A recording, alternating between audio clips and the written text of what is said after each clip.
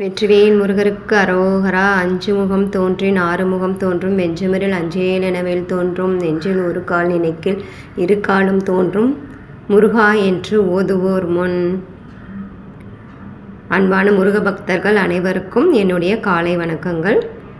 நீங்கள் எங்கள் சேனலை முதன்முறையாக பார்க்குறதா இருந்தால் எங்கள் தமிழ் கடவுள் சேனலை சப்ஸ்கிரைப் பண்ணிக்கோங்க. இந்த வீடியோ பிடிச்சிருந்தா லைக் பண்ணுங்கள், ஷேர் பண்ணுங்கள், கமெண்ட் பண்ணுங்கள். உங்களோட ஒவ்வொரு கமெண்ட்டும் எங்களுக்கு ரொம்ப முக்கியம்.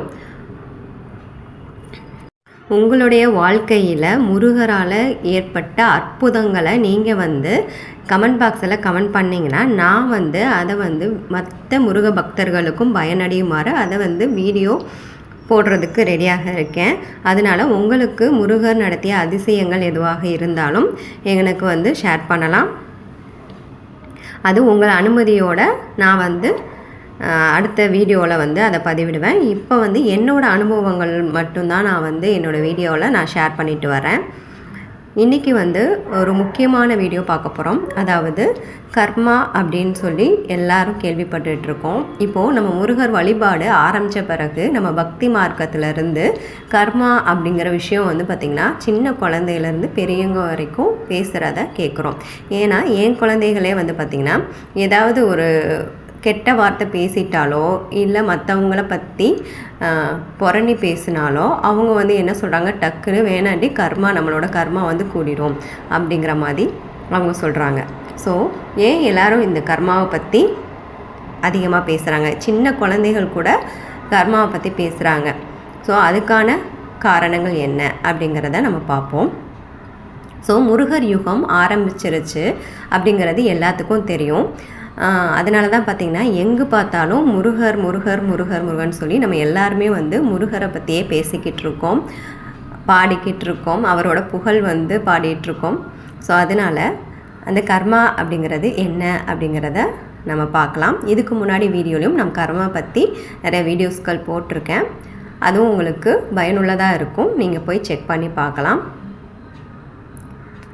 இப்போது கர்மா அப்படிங்கிறது என்ன அப்படிங்கிற பார்ப்போம். இதில் கர்மாவில் நல்ல கர்மா கெட்ட கர்மா அப்படிங்கிற மாதிரி ரெண்டு விஷயங்களும் இருக்குது. அப்போது அதாவது ஒரு பாசிட்டிவ் பொலாரிட்டி, நெகட்டிவ் பொலாரிட்டி அந்த மாதிரி இருக்குது. இப்போது நீங்கள் எதை சூஸ் பண்ணுறீங்க அப்படிங்கிறது உங்களோட விருப்பம். அதில் தெய்வம் நம்ம பூமியை எடுத்துட்டோன்னா இதில் நல்லவங்களும் இருக்காங்க, கெட்டவங்களும் இருக்காங்க. இது அவங்க எதை சூஸ் பண்ணி எந்த பாதையில் போகிறோம் அப்படிங்கிறத அவங்களா தான் சூஸ் பண்ணிக்கிறாங்க. உதாரணத்துக்கு இப்போ ஒரு குடிப்பழக்கம் இருக்கிறவங்கள எடுத்துக்கிடுவோம்.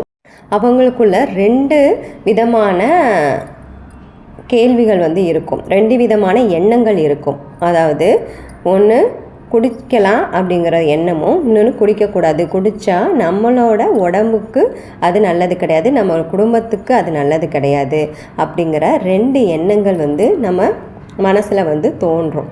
அப்போது நம்ம எந்த பாதையை நம்ம எடுத்துக்கிறோம் அப்படிங்கிறது தான் நம்மளோட கர்மாவில் சேருது. இப்போது நீங்கள் குடிப்பழக்கத்துக்கு அடிமையாயிட்டு சரி குடித்தா என்ன ஒரு நாள் தானே அப்படிங்கிற மாதிரி நம்ம அதுக்கு அடிமையாகி குடிக்கிறதுக்காக நம்ம போயிட்டோன்னா நம்மளோட கர்மா கெட்ட கர்மா ஆயிரும்.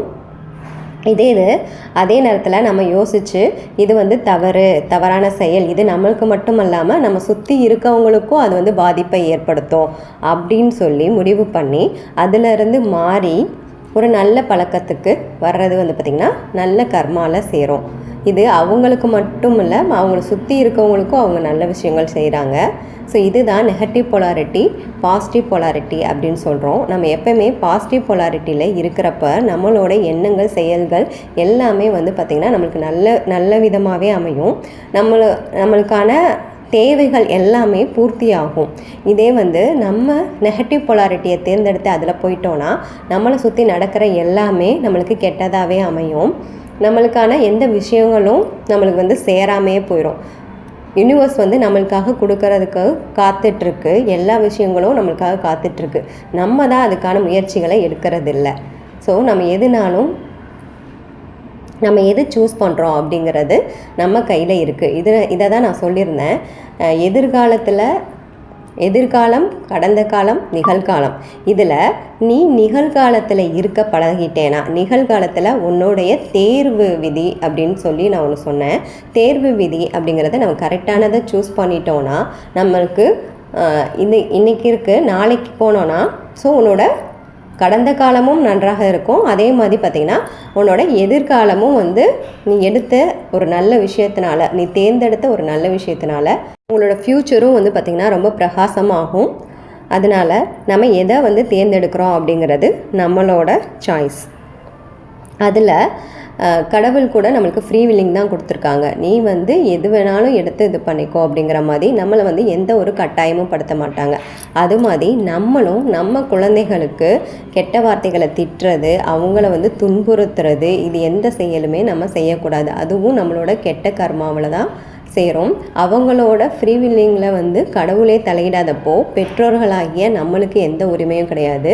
குழந்தைகளை அடிக்கிறவங்களாக இருந்தீங்கன்னா இனிமேல் வந்து அடிக்காதீங்க. நம்ம வந்து அவங்களுக்கு அறிவுறுத்தலாம். சில விஷயங்கள் வந்து இப்படி செய்யலாம் அப்படி செய்யலாம் அப்படின்னு சொல்லி நம்ம அறிவுறுத்துறதுக்கு மட்டும்தான் நம்மளுக்கு உரிமை உண்டே தவிர அவங்கள வந்து துன்புறுத்துறதுக்கு, அடிக்கிறதுக்கு நம்மளுக்கு எந்த உரிமையும் கிடையாது அப்படிங்கிறத நம்ம நல்லா புரிஞ்சுக்கலாம். ஸோ இதனால் வந்து நம்ம அடித்தாதான் அவங்க திருந்துவாங்க அப்படிங்கிறது கிடையாது. நம்ம நல்ல வார்த்தைகளை பேசி நம்ம ஒழுக்கத்தோடையும் நேர்மையுடனும் இருந்தாலே நம்மளோட குழந்தைகள் நம்மளை பார்த்து கற்றுக்கிட்டு அவங்களோட வாழ்க்கையை நல்லபடியாக வந்து கொண்டு வந்துடுவாங்க. ஸோ இது மாதிரி தான் நம்ம செடிகளுக்கும் கூட அந்த இலைகள் பறிக்கிறது கூட கெட்ட கர்மாவில் சேரும், பூக்கள் பறிக்கிறதும் கெட்ட கர்மாவில் சேரும். இப்போ நீங்கள் ஒரு செடியில் ஒரு பூ பறிக்கிறீங்க அப்படிங்கிறப்போ அந்த செடியை பார்த்துட்டு அதுகிட்ட அனுமதி வாங்கிட்டு நம்ம அதுக்கப்புறம் தான் பூ பறிக்கணும். இப்படி வந்து நம்ம சொல்லுவாங்க, நிறைய பேர் சொல்லுவாங்க, நம்ம செடிகள்கிட்டலாம் நம்ம பேசினோன்னா செடிகள் வந்து நல்லா அழகாக பூ பூக்கும், நிறைய வந்து பூ பூக்கும் அப்படின்னு சொல்லுவாங்க. அப்படிங்கிறப்போ அவங்க செடிகளுக்கும் உயிர் இருக்குது அப்படிங்கிறது உண்மைதானே. அப்போது நம்ம ஒரு பூ பறிக்கிறப்போ நான் உங்ககிட்டேருந்து ஒரு பூ பறிச்சுக்கிறேனே, அதுக்கு எனக்கு நீ அனுமதி கொடு அப்படின்னு சொல்லி பணிவாக கேட்டு அதுகிட்டேருந்து ஒரு பூவை பறிக்கணும். ஸோ செடிகள்கிட்டயே நம்ம எவ்வளோ அன்பாக இருக்கணும்னா நம்ம கூட சக மனிதர்கள் கூடயும் நம்ம எவ்வளோ அன்பாக இருக்கணும் அப்படிங்கிறத நம்ம கற்றுக்கணும். இது வரைக்கும் கற்றுக்காட்டி கூட பரவாயில்ல, இனிமேல் வந்து கற்றுக்கணும். யாரை பற்றியும் யார்கிட்டையும் புறணி பேசாதீங்க. ஒருத்தவங்க பண்ணுற ஒரு செயல் வந்து உங்களுக்கு பிடிக்கலை அப்படிங்கிறப்போ அது வந்து அவங்களுக்கு பிடிச்சிருக்கு, அது அவங்களோட லைஃபு, அவங்க வாழ்கிறாங்க. அப்படிங்கிறப்போ அதை வந்து நம்ம தலையிடுறதுக்கு நம்மளுக்கு எந்த ஒரு உரிமையும் கிடையாது. அதில் கடவுளே தலையிட மாட்டார். அப்படிங்கிறப்போ நம்மலாம் யாருமே கிடையாது. நம்மளோட லைஃப்பை ஒழுங்காக நம்ம வாழ்கிறதுக்காக தான் நம்ம இந்த பிறவி எடுத்து வந்திருக்கோம். ஸோ அந்த ஒழுக்கங்கள், தனி மனித ஒழுக்கங்களை நம்ம கற்றுக்கிட்டு அதன்படி நம்ம வாழ்க்கையை நடத்தினோம்னா நம்மளோட ஆன்மாவுக்கு அதுதான் நம்ம செய்கிற ஒரு பெரிய நல்லது. நீங்கள் வந்து மற்றவங்கள பற்றி புறணி பேசாமல் இருக்கிறது மற்றவங்களுக்கு நல்லது கிடையாது, உங்களுக்கு தான் நல்லது.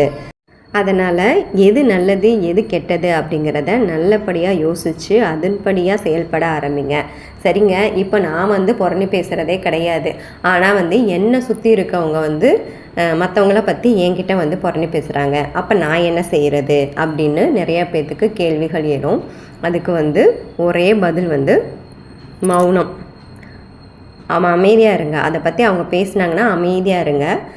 அவங்க ஒரு 5 நிமிஷமோ 10 நிமிஷம் அவங்ககிட்ட பேசினாலும் நீங்கள் அதுக்கான எந்த ரெஸ்பான்ஸும் பண்ணாதீங்க. அவங்க பேச ஆரம்பித்த உடனே நீங்களும் அது இது அப்படின்னு சொல்லி ஆரம்பிக்காமல் மௌனத்தை கடைப்பிடிங்க. மௌனமாக இருந்தீங்கன்னா அதுக்கப்புறம் கொஞ்ச நேரத்தில் அவங்களே சரி போ அப்படின்னு சொல்லிட்டு போயிடுவாங்க. ஸோ இதுதான் வந்து மற்றவங்க உங்கள் கூட வந்து புறணி பேசுனா நீங்கள் வந்து இந்த மௌனத்தை கடைபிடிங்க. எந்த ஒரு ரெஸ்பான்ஸும் பண்ணாதீங்க.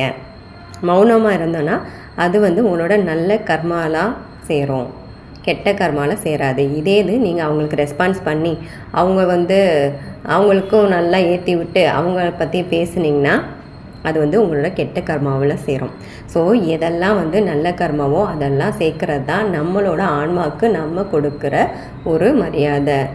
ஸோ முருகர் வழிபாடு செய்கிறப்போ நம்மளோட மனசில் முருகர் வந்து தங்கிடுவார், நம்ம மனசில் முருகர் இருப்பார் அப்படின்னு சொல்கிறோம். அப்போ நம்ம முருகர் வந்து நம்ம வீட்டுக்கு வந்தாலே வீட்டை சுத்தம் பண்ணுறோம், பூஜை அறை சுத்தம் பண்ணுறோம், விளக்க சுத்தம் பண்ணி வைக்கிறோம், இதெல்லாம் சுத்தம் பண்ணுறோம். அப்போ நம்ம மனசில் வந்து தங்குறாரே அந்த மனசை நம்ம எப்படி வச்சுருக்கணும் அப்படிங்கிறத நம்ம முடிவு பண்ணணும். நம்ம வந்து நம்ம மனசுக்குள்ளே இருக்கிற முருக கடவுளுக்கு நம்ம என்ன சாப்பிட கொடுக்குறோம், என்ன மாதிரி எண்ணங்களை வந்து கொடுக்குறோம், எந்த மாதிரி நம்ம மனசை தூய்மையாக வச்சுக்கிறோம், இதெல்லாம் வச்சு தான் முருகரோட அருள் நம்மளுக்கு பரிபூரணமாக கிடைக்கும். ஸோ இந்த மாதிரி நெகட்டிவிட்டியெல்லாம் நம்மளை விட்டு போகிறதுக்கு தியானம் பண்ணுங்கள். இந்த தைப்பூசம் எதுக்கு கொண்டாடுறோம் அப்படின்னாலே தைப்பூசத்தில் தான் முருகருக்கு ஞானம் கிடச்சி பழனி மலையில் போய் அமர்ந்தார் அப்படின்னு சொல்கிறோம். அப்போ நம்மளுக்கும் ஞானம் கிடைக்கும்னா அந்த தைப்பூச நாளன்று நம்ம தியானம் பண்ணணும். முருகர் மட்டும் அல்ல, வள்ளலார் கூட அன்றைக்கி தான் ஜோதியில் ஐக்கியமானார் அப்படின்னு சொல்கிறாங்க. ஸோ தைப்பூசங்கிறது அவ்வளோ ஒரு சிறப்பு வாய்ந்த நாள். ஸோ அந்த நாளில் எல்லோரும் வந்து மிஸ் பண்ணாமல் எல்லாரும் வந்து மெடிடேஷன் பண்ணுங்கள். மெடிடேஷன் பண்ணுறது ரொம்ப முக்கியம். ஸோ தைப்பூச நாளே தவம் செய்யும் நாள் அப்படின்னு தான் சொல்கிறாங்க. ஸோ அந்த நாளில் நம்ம எல்லாரும் மெடிடேஷன் ஸோ மெடிடேஷன் பண்ணால் முருகர் வந்து நம்ம கூட பேசுவார் அப்படிங்கிறது எந்த ஒரு சந்தேகமும் கிடையாது. ஸோ தைப்பூசத்தை அன்னைக்கு எல்லோரும் வந்து மெடிடேஷன் பண்ணிவிட்டு உங்களோட அனுபவங்களை என் கூட ஷேர் பண்ணிக்கோங்க. மீண்டும் இது மாதிரி வீடியோவில் வந்து மீட் பண்ணுறேன். தேங்க்ஸ் ஃபார் வாட்சிங். வெற்றிவேல் முருகருக்கு அரோகரா.